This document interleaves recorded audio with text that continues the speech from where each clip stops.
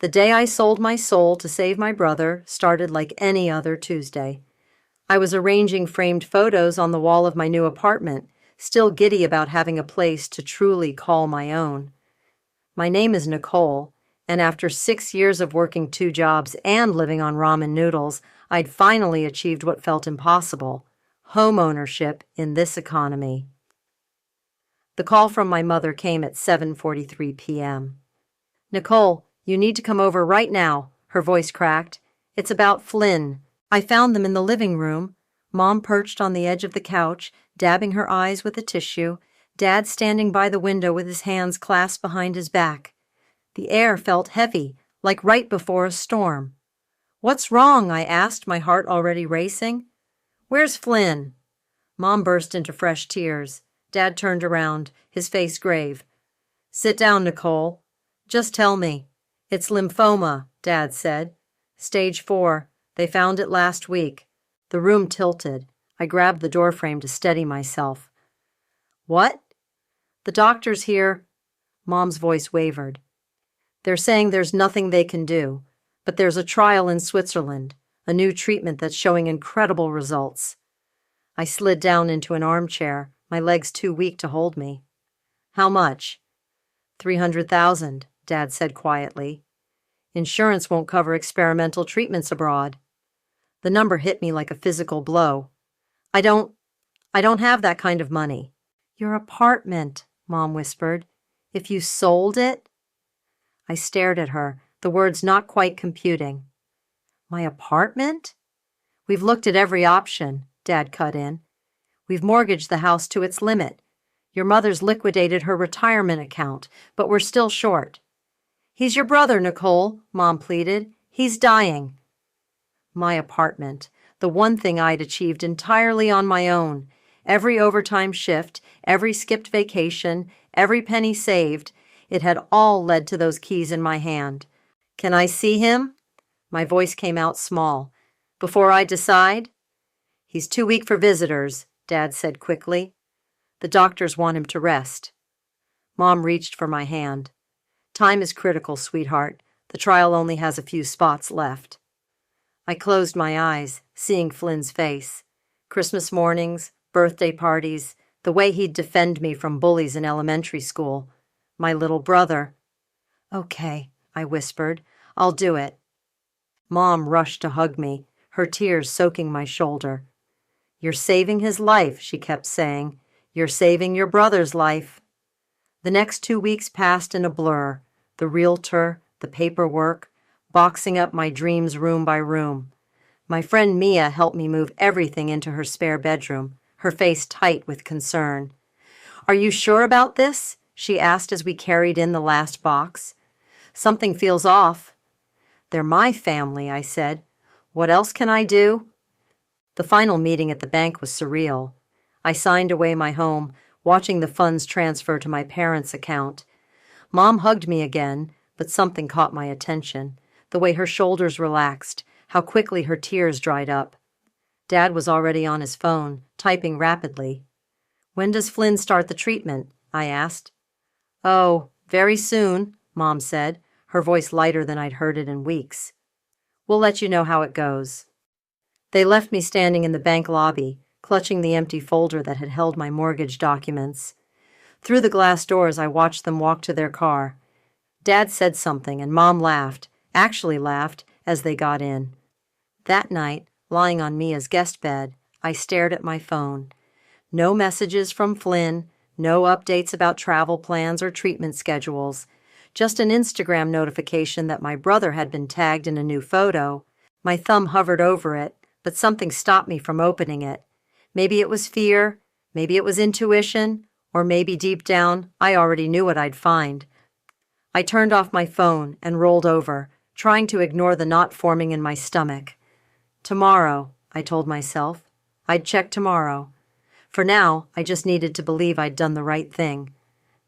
But as I drifted off to sleep, Mom's laugh echoed in my head. It hadn't sounded like relief or hope or even happiness. It had sounded like victory. 3 weeks passed. I'd settled into a routine at Mia's place, working extra hours at the law firm to save for a new apartment. Every time I checked my phone, I hoped for news about Flynn's treatment. But my messages went unanswered, and Mom's updates were vague. He's hanging in there, or the doctors are optimistic. I was heating up leftover pasta when my phone buzzed, a notification from Audrey, one of Flynn's old college friends. She'd added me to a group chat by mistake. "Oops, wrong Nicole," she wrote, followed by a quick removal. But not before 47 photos downloaded to my phone.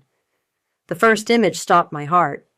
Flynn, tanned and grinning, stood on the deck of a luxury yacht. His arms were around two bikini-clad women, champagne bottle in hand. The location tag read, Mykonos, Greece. My hands shook as I swiped through the rest. Photo after photo of my supposedly dying brother partying across the Mediterranean. Jet skis, beach clubs, sunset cruises, no hospital beds, no medical equipment, no signs of cancer or treatment.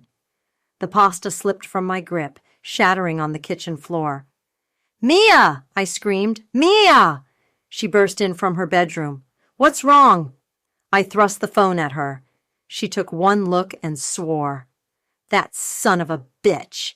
"Call my parents," I said, my voice trembling. "Right now." Mom answered on the third ring. I put her on speaker. "Nicole, it's late. Is everything—" "How's Flynn's treatment going?" My voice was ice. A pause. "Oh, these things take time." "Really? Because he looks pretty healthy in these photos from Greece." Silence. "Nicole," she said finally, her tone shifting from concerned to dismissive. "You don't understand. I sold my home for a fake cancer treatment." "He needed a break," Mom said, as if explaining something simple to a child. "The business was stressing him out, and family helps family." The room spun. "Put Dad on the phone." "He's sleeping." "Put him on."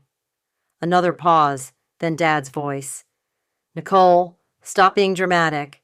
Your brother needed financial assistance, and you were in a position to help." "Financial assistance?" I laughed, a horrible, broken sound. "You mean you helped him steal my life savings?" "Nobody stole anything," he said firmly. "The money stayed in the family. That's what matters." "That's what matters?" My voice rose.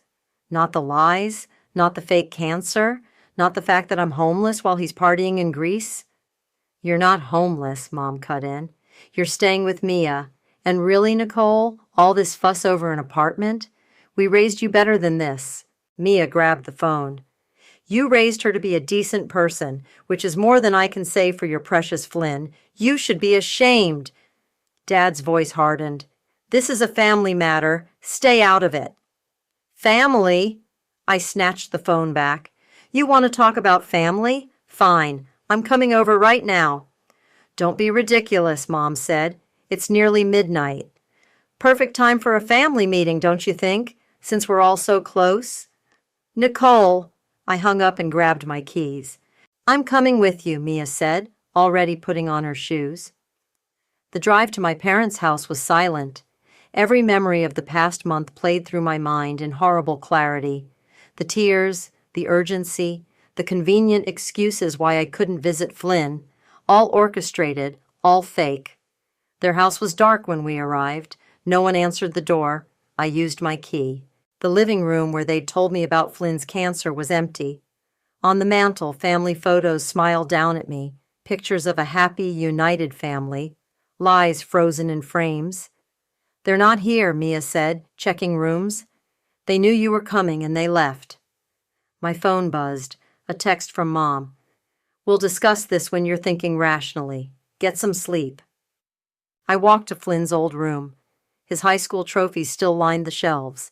Team photos, academic awards, the golden boy who could do no wrong. Another buzz. A new Instagram notification. Flynn had posted a story, a boomerang of him diving into crystal clear waters, caption reading, "Living my best life." I sat on his bed, my whole body shaking. Mia wrapped her arms around me as the tears finally came. "I'm going to destroy them," I whispered. "All of them." Good, she said fiercely, and I'm going to help you. I spent the next 3 days in a fog of rage and depression, barely leaving Mia's guest room. On day 4, she'd had enough. Get up, she said, yanking open the curtains. We're getting coffee. I don't want... Wasn't a question. She threw clothes at me. You have 30 minutes. At the cafe, Mia waited until I had caffeine in my system before laying it out.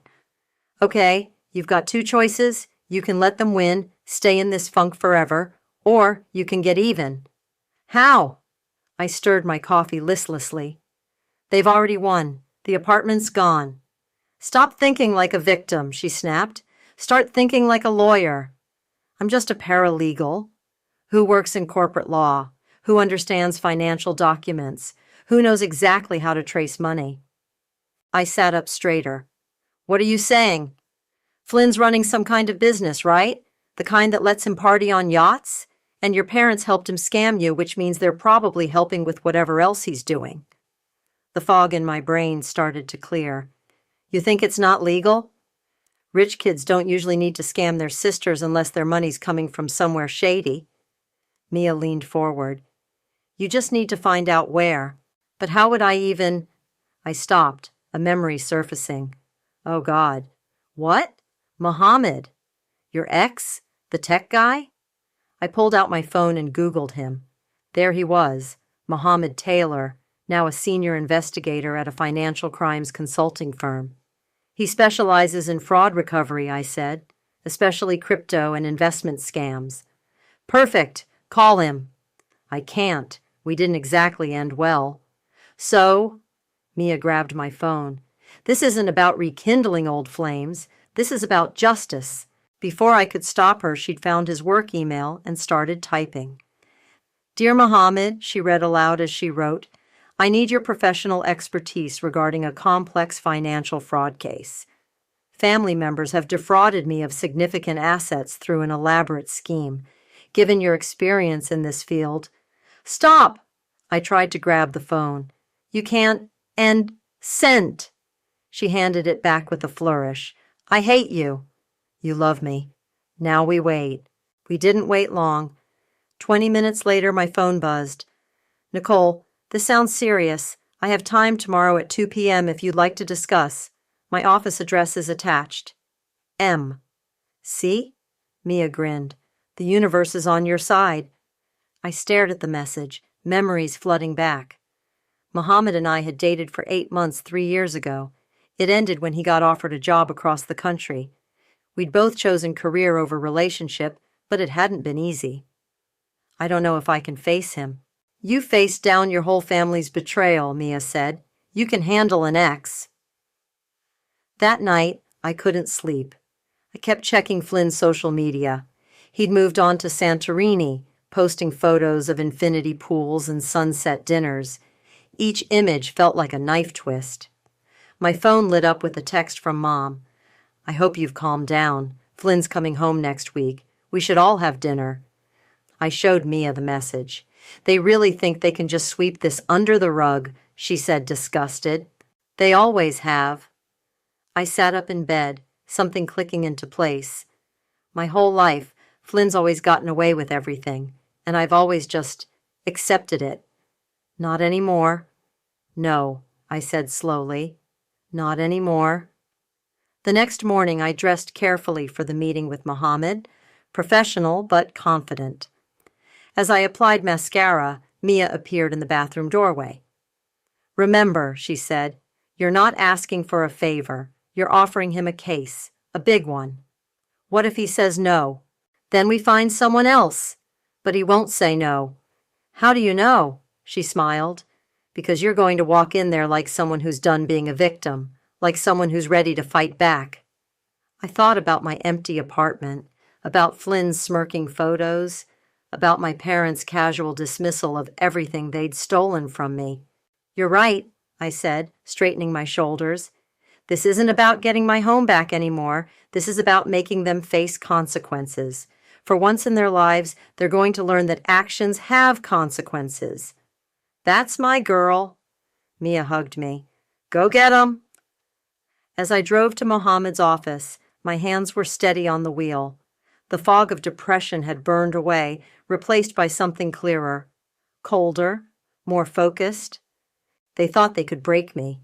Instead, they'd created their worst nightmare, someone with nothing left to lose and everything to prove. Mohammed's office was exactly what I expected, sleek, modern, with floor-to-ceiling windows overlooking downtown. What I hadn't expected was how seeing him would affect me. 3 years had treated him well. "Nicole," he said, rising from behind his desk, "you look homeless," I offered. A flash of the old warmth crossed his face. I was going to say professional. I sat down, pulling out my folder of documents. "I need your help, but this isn't about us." "Understood." He leaned back. "Tell me everything." So I did. The fake cancer, the apartment sale, the yacht photos. His expression darkened with each detail. "Your brother's social media shows significant spending," he said, typing on his laptop. "Way more than a typical vacation budget. Let's see what else we can find." His fingers flew across the keyboard. "There's an LLC registered under Flynn's name. Interesting. Your father's listed as co-signatory. What kind of business? On paper, cryptocurrency investment consulting." He frowned. "But the financial flows don't match typical trading patterns. It looks more like what?" "A classic pump and dump scheme, maybe mixed with some Ponzi elements." He turned the screen toward me. "See these transactions? Large amounts moving through multiple accounts, then offshore." My legal training kicked in. "That's money laundering." "Exactly. And look at the dates. The biggest transfers started right around when you sold your apartment." My stomach churned. They used my money to fund this? Probably as capital to attract more investors. He pulled up another screen. "Your brother's been promoting exclusive investment opportunities on private Discord servers, promising huge returns, showing off his lifestyle as proof. Can we prove any of this? With time and resources?" He nodded. "Everything leaves a trail nowadays, but Nicole, are you sure you want to go down this road? These kinds of cases can get ugly. They already made it ugly." I met his eyes. "I just need to know if you'll help me." He held my gaze for a long moment. "Yes, but first you should talk to your Aunt Michelle." I blinked. "What? Why?" "Because I did some preliminary background research when I got your email. Your aunt filed a civil suit against your father 15 years ago. It was settled out of court, records sealed." I didn't know that. Family secrets rarely stay buried forever." He wrote down an address. "She lives across town. Might be worth a visit." 2 hours later, I stood on Michelle's porch, heart pounding. I hadn't seen my aunt in years. Mom always said they'd had a falling out over family matters. The door opened. Michelle looked startled. "Nicole?" "Hi, Aunt Michelle. Can we talk?" Her house was cozy, filled with books and plants. She poured us tea with slightly shaking hands. "I always wondered if you'd come," she said quietly. "What happened between you and Dad?" She set down her cup. "Your college fund happened." "What?" "You were 16. Flynn was 13. He got involved with some older kids, started selling prescription drugs at his private school. When he got caught, your father paid off the family that was threatening to press charges." The room seemed to tilt. "With my college fund? All of it. I found out because I was supposed to be the trustee." Her voice hardened. "When I confronted your father, he said Flynn's future was more important than yours, that you were capable and would figure it out." "That's why you sued him?" She nodded. "I tried to force them to replace the money, but they had good lawyers. In the end, I got pushed out of the family instead." My hands were shaking so hard I had to set down my tea. "Why didn't you tell me?" "Would you have believed me?" she asked gently. "Over them?" "No," I whispered. "Probably not. They've always protected Flynn at your expense. Always will, unless—" "Unless what?" "Unless someone finally holds them accountable." She reached for my hand. Why are you here, Nicole? I told her everything. When I finished, her eyes were blazing. Good, she said fiercely. It's time. Time for what? Time to show them that karma doesn't forget. She stood up. I have documents from back then, financial records, emails, things your father doesn't know I kept. As she disappeared into another room, my phone buzzed. A text from Mohammed. Found something big? Come back to the office when you can. I looked at the family photo on Michelle's wall, her, mom, and dad in happier times. Young, smiling, unaware of the betrayals to come. Here, Michelle returned with a thick folder. Everything you need to understand who they really are. I took it, feeling its weight. Thank you. No, she said softly. Thank you for finally being ready to hear the truth. Back in Mohammed's office, I could barely process what he was showing me on his screen. Your mother registered a charity last year, he said. The Warner Family Foundation for Cancer Research. They didn't. They did. And guess where a large portion of your apartment money went? I felt sick. They laundered it through a fake cancer charity? Classic move, makes the money look clean and gives them tax benefits. He scrolled through financial statements. But they got sloppy. The foundation's expenses don't match legitimate charitable activities. Like what? Like 5-star hotel bookings in Greece, private jet rentals, wire transfers to accounts linked to Flynn's crypto scheme. Mia, who joined us for this meeting, leaned forward. So we've got them on fraud and tax evasion? That's just the start. Mohammed pulled up another document. Remember those Discord servers I mentioned? Flynn's been running luxury vacation scams too, selling fake timeshares, phantom yacht charters. And my parents knew? Your father's signature is on most of the corporate documents. Your mother handles the foundation's books. They're all in this together. I opened Michelle's folder, spreading out old documents. Look at this. 15 years ago, they did something similar with my college fund. It's a pattern. Mohammed studied the papers. This is good. Shows a history of financial manipulation. The IRS loves this kind of stuff. So what's our next move? Mia asked. We build the case, he said.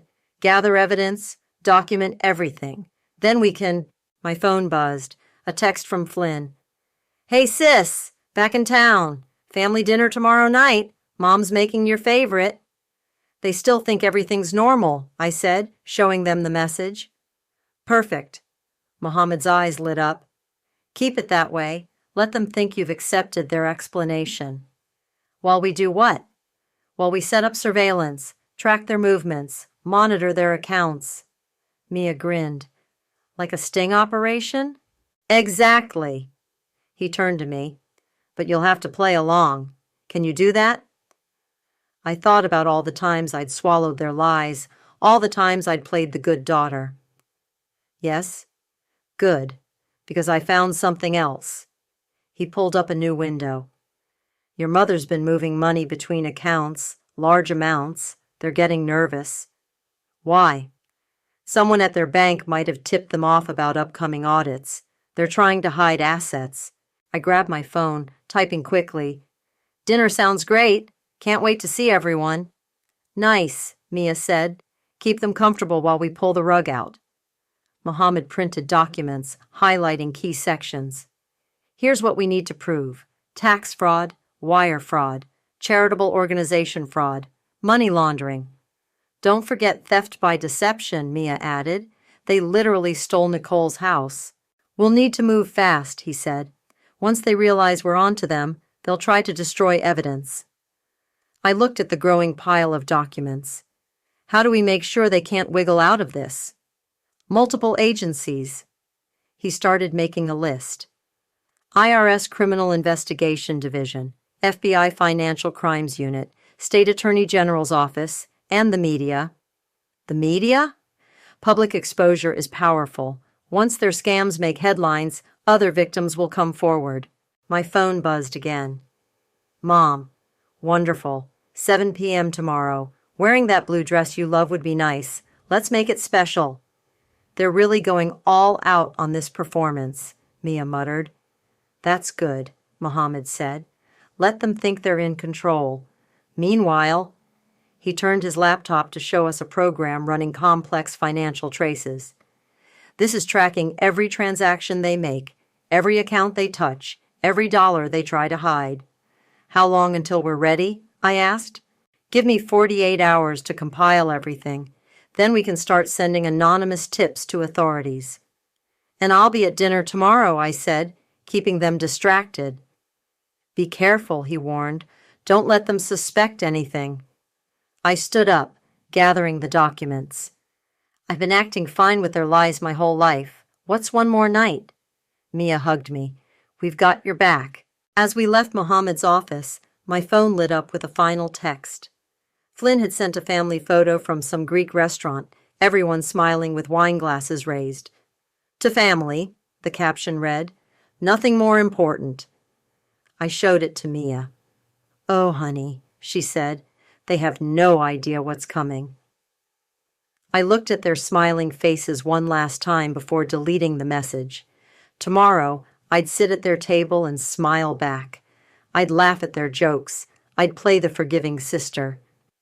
And then I'd burn their world to the ground. I wore the blue dress. I brought wine. I even hugged Flynn when he opened the door, breathing through the rage that threatened to choke me. Sis, he beamed, tanned and carefree. You look amazing. The house smelled like Mom's lasagna. Family photos lined the walls, decades of carefully curated happiness. My phone felt heavy in my purse, Mohammed's message still glowing. Everything's ready. Give the signal whenever you're ready. Nicole! Mom emerged from the kitchen, wiping her hands on her apron. I'm so glad you came. We have so much to talk about. We sure do, I smiled, handing her the wine. Dad appeared from his study, reading glasses perched on his nose. Princess, come give your old man a hug. I did, noting how he'd already poured himself a scotch. They were nervous despite their performances. Dinner's almost ready, Mom called. Flynn, help me set the table. I watched them move around the kitchen, their practiced family choreography. Flynn telling jokes, Mom laughing too loudly, Dad pretending to read the paper. So, Flynn said as we sat down, how's work? Interesting, actually. I served myself salad. We're handling some fascinating cases, fraud mainly. Mom's fork clinked against her plate. Oh? It's amazing what people think they can get away with these days. Financial crimes, fake charities, crypto scams. Dad cleared his throat. Maybe we should keep shop talk off the dinner table. Why? I smiled sweetly. Flynn must have some interesting business stories from his travels. Flynn's grin flickered. Nothing exciting, just boring investment stuff. Speaking of investments, Mom cut in brightly, we've been thinking about your apartment situation. Have you? We want to help you find a new place, Dad said. Something even better than before. With what money? I asked innocently. An uncomfortable silence fell. We've come into some funds, Dad said carefully. Through the foundation? I took a sip of wine. The cancer research one? Mom's face went pale. Flynn suddenly became very interested in his lasagna. How did you, Mom started, know about that? I set down my glass. I know about a lot of things now, the foundation, the crypto schemes, the fake timeshares. Dad's chair scraped back. Nicole, sit down, I said quietly. We're not done. Now listen here. No, you listen. I pulled out my phone. Right now, 3 federal agencies are receiving detailed documentation of your financial crimes, every transaction, every fake account, every dollar you stole. Flynn stood up. You're bluffing. Am I? I turned my phone to show them Mohammed's text. Packages delivered. Agents en route. Mom started to cry. How could you do this to your family? Family? I laughed. Like when you stole my college fund to cover Flynn's drug dealing, or when you used my apartment money to fund his scams? We can fix this, Dad said urgently. Whatever you want, I want my life back. I stood up. But since that's impossible, I'll settle for justice. Headlights swept across the dining room windows. Cars with dark tints pulled up outside. "What's happening?" Flynn's voice cracked. "Remember what you said when I confronted you about the fake cancer?" I walked to the window. "That I should understand because family helps family?" Heavy footsteps on the porch. A sharp knock. "Well," I turned back to their horrified faces. "I'm helping you understand something. Actions have consequences." "FBI! Open the door!" Mom collapsed into sobs. Dad reached for his phone but stopped. They'd already frozen his accounts. Flynn made a break for the back door. I stepped aside as agents burst in, watching him run straight into their arms. "Flynn Warner?" An agent called out. "You're under arrest for wire fraud, money laundering, and operating an illegal investment scheme." More agents entered, reading rights, securing rooms. Mom and Dad were separated for questioning. I stood in the chaos, strangely calm. "Miss?" An agent approached me. "We'll need your statement." "Of course." I looked at my family one last time, Mom crying as they took her statement, Dad stone-faced as they cuffed him, Flynn being led to a car. "Nicole, please," Mom called out. "We can still fix this." I walked to the door, then turned back. You know what the funny thing is? If you'd just asked for help, real help, I would have given it.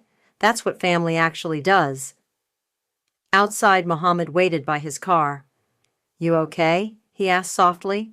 I watched the agents load my family into separate vehicles, red and blue lights painting the neighborhood in surreal colors. "No," I said honestly, "but I will be." "Want to get coffee?" I looked at him, really looked at him, for the first time in years. "Yeah, I think I do." As we drove away, my phone buzzed one last time. A news alert. Local family arrested in multi-million-dollar fraud scheme. I turned off my phone. Tomorrow would bring questions, investigations, probably more tears. But tonight I just wanted coffee with someone who'd help me find justice. The story broke everywhere. Local news, national outlets, social media. Family's cancer charity scam exposed. Crypto bros luxury lifestyle built on sister's stolen home. Parents aid son's multi-million-dollar fraud scheme. My phone wouldn't stop ringing. Reporters, investigators, distant relatives. I let them all go to voicemail. "You should see this," Mia said, handing me her tablet. A video was trending on Twitter. Flynn being led out of the house in handcuffs, his designer clothes and perfect tan, a stark contrast to his terrified expression. "The comments are wild," she scrolled. "Other victims are coming forward. Looks like he scammed dozens of people with those fake vacation packages." My work phone buzzed. The managing partner wanted to see me. "Go," Mia urged. "I'll monitor everything here." In his office, he didn't waste time. "Nicole, I've been following the news." "Sir, Let me finish. The way you uncovered this scheme, the documentation you gathered, it's impressive. We have a position opening in our financial crimes division. Would you be interested?" I blinked. "But I'm just a paralegal. Who just helped bring down a major fraud operation? With proper training, you could do more." Before I could respond, his phone rang. "Yes, send her up." "Who?" The door opened. Aunt Michelle walked in. "Sorry to interrupt," she said, "but we need to talk about the civil suit." The managing partner stood. "Use my office. Nicole, think about what I said." Once we were alone, Michelle pulled out documents. "The FBI found evidence that your college fund wasn't the only money they stole. There were other accounts, other victims. We can file a class action. I don't know if I can handle more legal battles." "You don't have to," she smiled. "Let me handle it. Consider it 15 years of aunt duties I need to make up for." My phone buzzed. Mom's number. "You should answer it," Michelle said softly. "Get it over with." I put it on speaker. "Hello? How could you?" Mom's voice was raw. "They're keeping your father overnight. Flynn's bail was denied. You're destroying this family." "No, Mom. You destroyed it. Years ago. When you decided Flynn was worth more than me. That's not...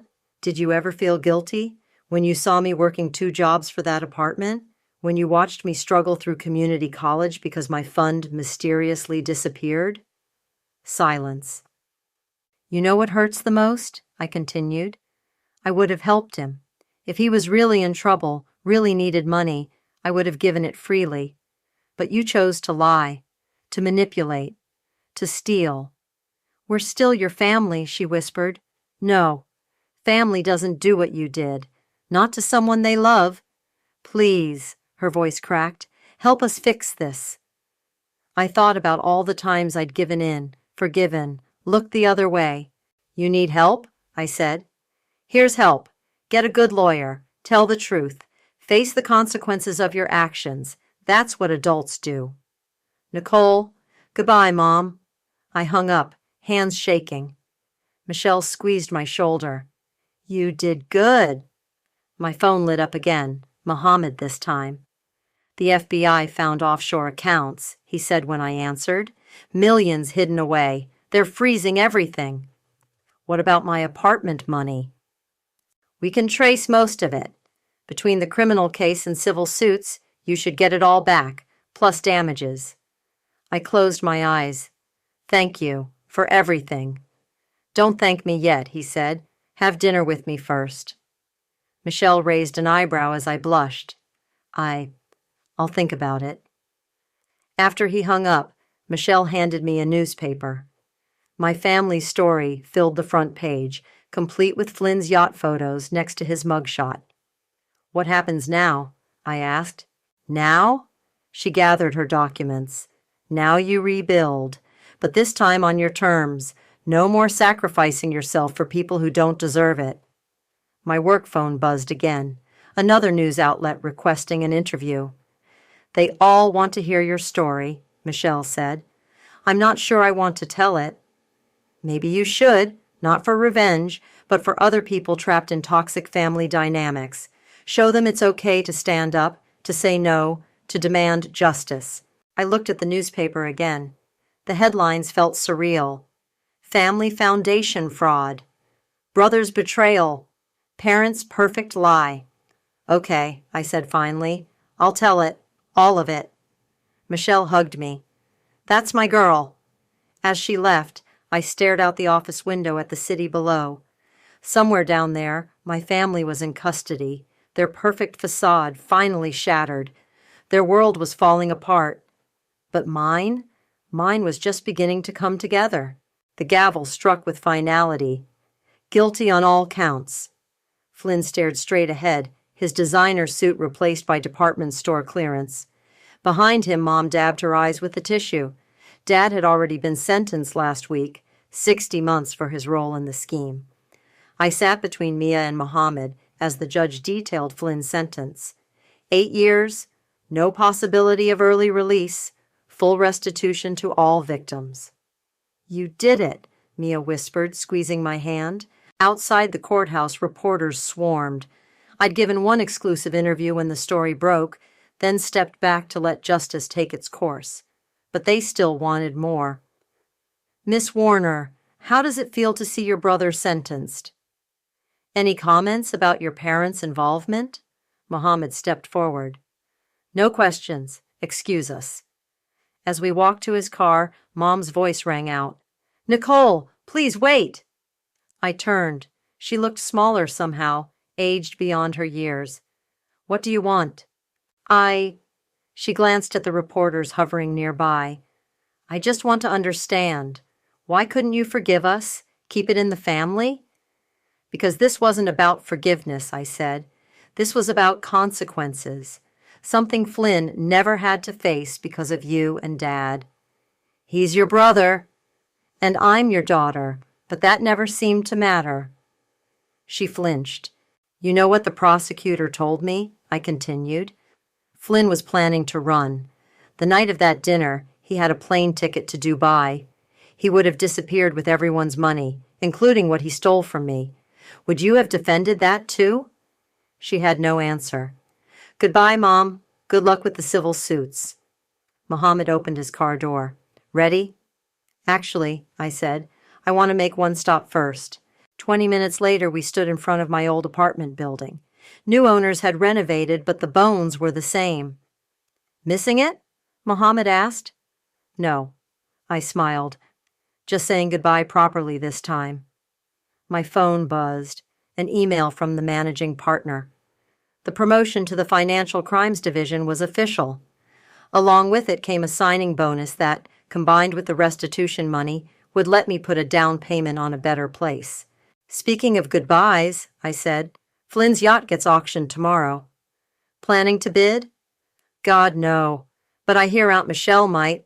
Says she always wanted to sail the Mediterranean. He laughed. Poetic justice. That's been happening a lot lately. I showed him another email from the Cancer Research Foundation my parents had impersonated.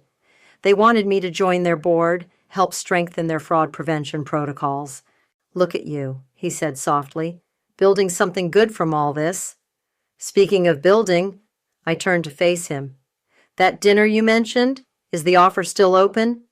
His smile lit up his whole face. Always. My phone buzzed again, a text from Mia. Turn on the news now! We rushed back to his car and pulled up a news stream. Flynn's face filled the screen, not his mugshot, but a video from his influencer days. Breaking news, the anchor announced. Federal investigators have uncovered additional fraud schemes linked to convicted financier Flynn Warner. Sources say he targeted elderly investors. I turned it off. Some things never change. But some things do, Mohammed said. You did. We drove in comfortable silence until he asked, Do you regret it? Any of it? I thought about Mom's tears in court, Dad's defeated slump, Flynn's face when the verdict came down, the family photos that would never show us all together again. No, I said finally. They made their choices. I just made sure those choices had consequences. And now I choose something different, something better. He reached for my hand. Dinner first? Dinner first. As we pulled away, I caught a final glimpse of my old apartment building in the rearview mirror. Once, losing it had felt like the end of everything. Now I understood. It had really been the beginning. My phone lit up with another text. Aunt Michelle. Guess who just won a yacht? Mediterranean cruise this summer. You in? I smiled, typing back. Count me in, but first I have a dinner date. With the handsome fraud investigator, she replied. About time. Looking at Mohammed's profile as he drove, I felt something I hadn't experienced in a long time. Peace. Not because everything was perfect, but because I'd finally learned to value myself more than toxic family ties. You know what? I said. I'm starving. Italian? Perfect. As we turned toward downtown, I didn't look back again. The past could keep its lessons. I had a future to build. And this time, I was building it on my own terms.